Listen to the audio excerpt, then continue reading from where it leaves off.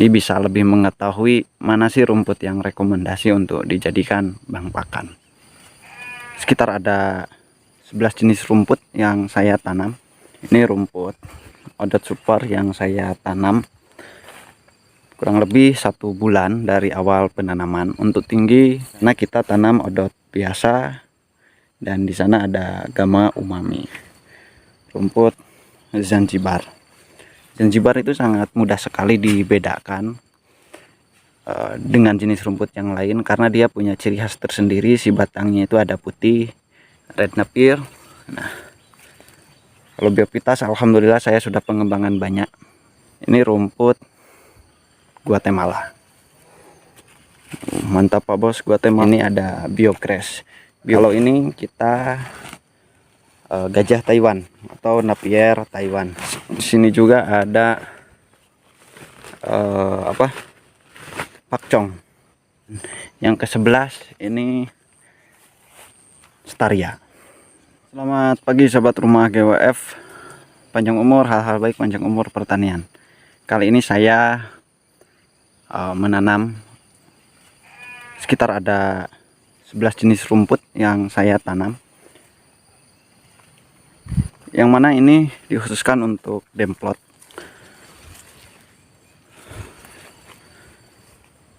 Nah, jadi ini demplot untuk percontohan karena ada bahkan sering kunjungan dari sahabat rumah GWF ke lokasi saya untuk mengetahui terkait tentang rumput ya.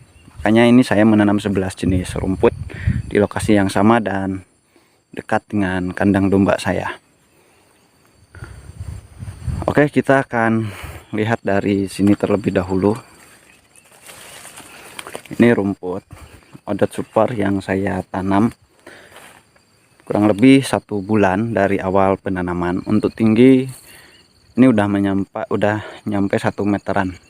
Insya Allah ada 1 meter, bahkan bisa lebih si rumput Odot Super ini. Nah, ini rencana kita tanam odot biasa, dan di sana ada Gamma Umami. Berarti udah 3 jenis tuh, Odot Super, odot biasa, Gamma Umami.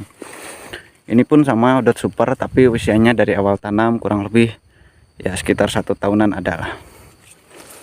Nah, sahabat rumah GWF, kalau misalkan yang ini rumput Zanzibar. Zanzibar itu sangat mudah sekali dibedakan dengan jenis rumput yang lain karena dia punya ciri khas tersendiri. Si batangnya itu ada putih, terus si daunnya juga pun sama ada putih-putihnya, dan tekstur daun ya lumayan cukup lembut.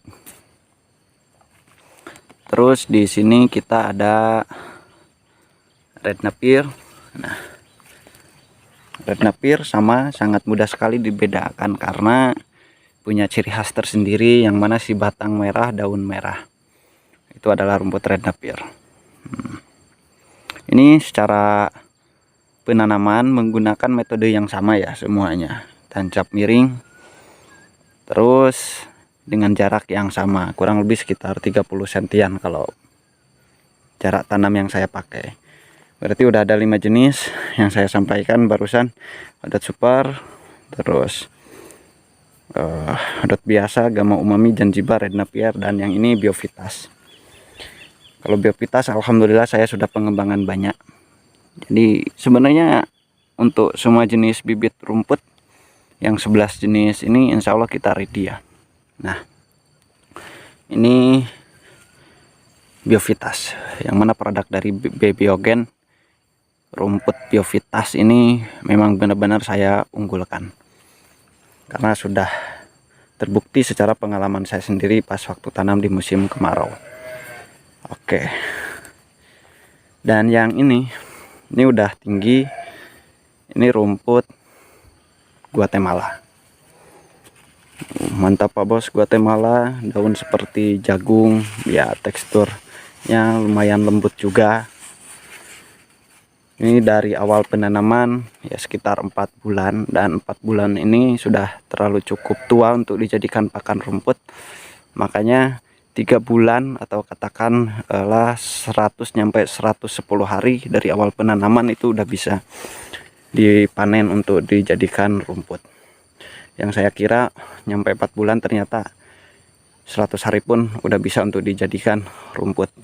Artinya si Guatemala menurut saya tidak terlalu lambat juga, asalkan dengan pemupukan yang maksimal, perawatan yang maksimal, insya Allah akan menghasilkan yang bagus ya, si pertumbuhan dan si produksinya juga.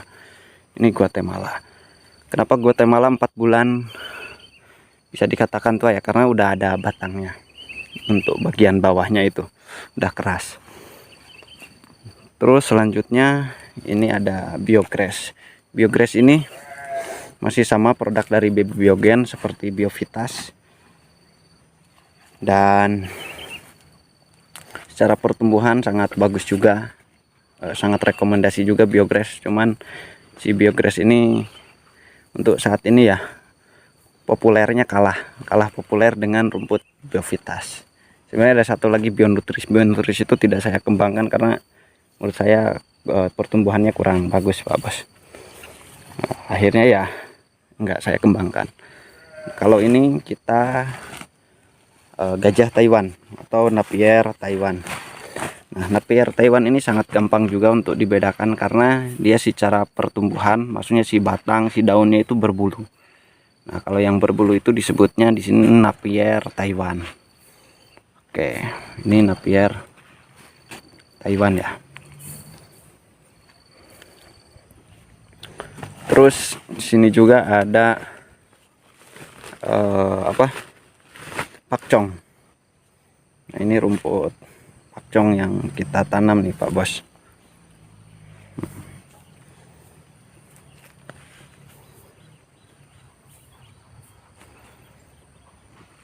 Pakcong udah sangat populer dan kita sangat banyak banget untuk jenis maksudnya untuk bibitnya.